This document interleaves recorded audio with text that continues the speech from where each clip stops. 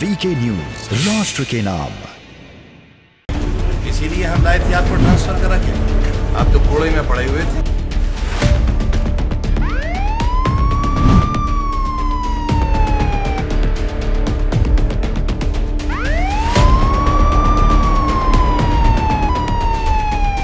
और सब डटे रहो, ये कलेक्टर पलक्टर से मत डरियो।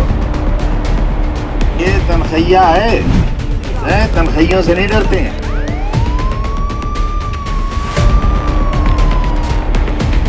याद कीजिए इन तस्वीरों को, याद कीजिए उस वक्त को जब रामपुर की सड़कों पर आजम खान निकल पड़ते थे तो उनका जलवा होता था।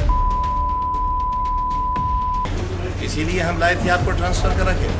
आप तो कोड़े में पड़े हुए थे। और सब डटे रहो, ये कलेक्टर पलक्टर से मत डरियो। ये तनखैया है, तनखैयों से नहीं डरते हैं। रामपुर में जिस चीज पर वो निगाह डाल ले, जो चीज उनके निगाह में बस जाए, कहते हैं उस पर आजम खान का कब्जा हो जाता था।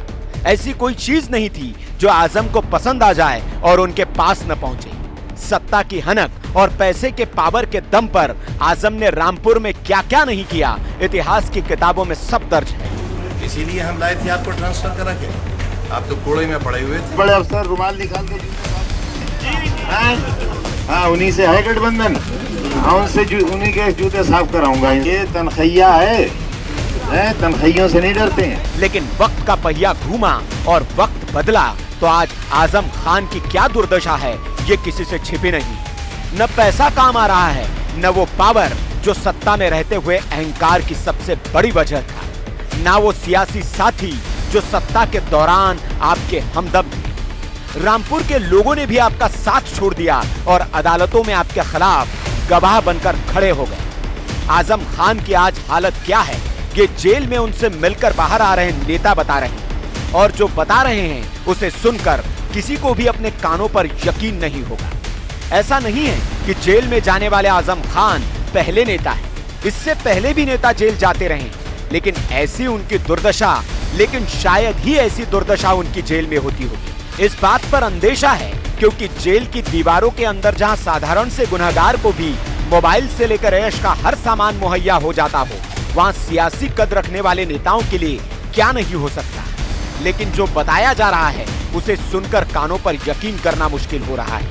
आजम खान की हालत जेल में एक सामान्य कैदी से भी बदतर है। हाल ही में आजम खान से कांग्रेस नेता प्रमोद कृष्णन मिलकर आए हैं और उन्होंने जो बताया वो आजम खान की जेल यात्रा की दुर्दशा का दस्तावेज है। एक छोटा सा कमरा, उसी कमरे में बदबूदार खुला शौचालय, कमरे का गंदा फर्श, उस पर बिछाने के लिए न कोई खाट, न बिस्तर, न गंदा सा गद्दा, महज एक टाट का फट्टा, और उसी पर आजम खान को रातें काटने पड़ रही है। उस आजम खान को जो मखमली गद्दे पर अपनी रातें बिताया करते। आजम खान का जेल से निकलने का इंतजार लंबा होता जा रहा है।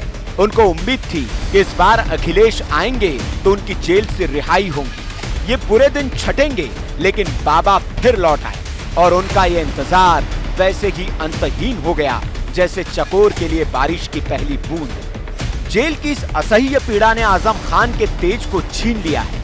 कभी आजम खान साहब के सेब जैसे चमकदार गाल हुआ करते थे, लेकिन अब वो पिचके हुए टमाटर जैसे हो गए हैं। चेहरे से तेज गायब है, गालों पर पड़ी छुरियां गवाही दे रही है। प्रमोद कृष्णन को आजम खान साहब ने यह भी बताया कि उन्हें शुगर हो गई है, उनके दांतों में दर्द उठने लगा है और उनके दांत भी गिरने लगे हैं। आजम खान कह रहे हैं कि उनकी इस हालत के लिए सीएम योगी जितने जिम्मेदार है, उतने ही जिम्मेदार उनके साथी अखिलेश भी हैं, क्योंकि वो चाह ही नहीं रहे हैं कि वे जेल से बाहर आ जाएं।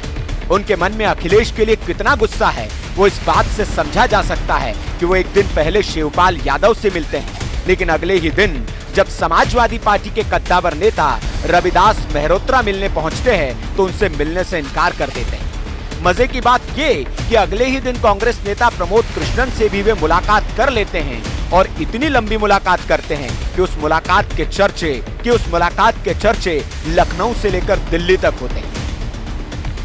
आजम खान ने प्रमोद कृष्णन के साथ अपना दर्द साझा किया है और वही दर्द प्रमोद कृष्णन अब मीडिया के जरिए लोगों को बता रहे हैं। अब इन मुलाकातों के बाद आजम खान यूपी की सियासत के केंद्र में है और अखिलेश विलेन के तौर पर, क्योंकि आजम खान ने ये तक कह दिया है कि वो किसी भी समाजवादी का चेहरा तक नहीं देखना चाहते। बड़ा सवाल ये है कि क्या इन समाजवादियों में अखिलेश भी शामिल है?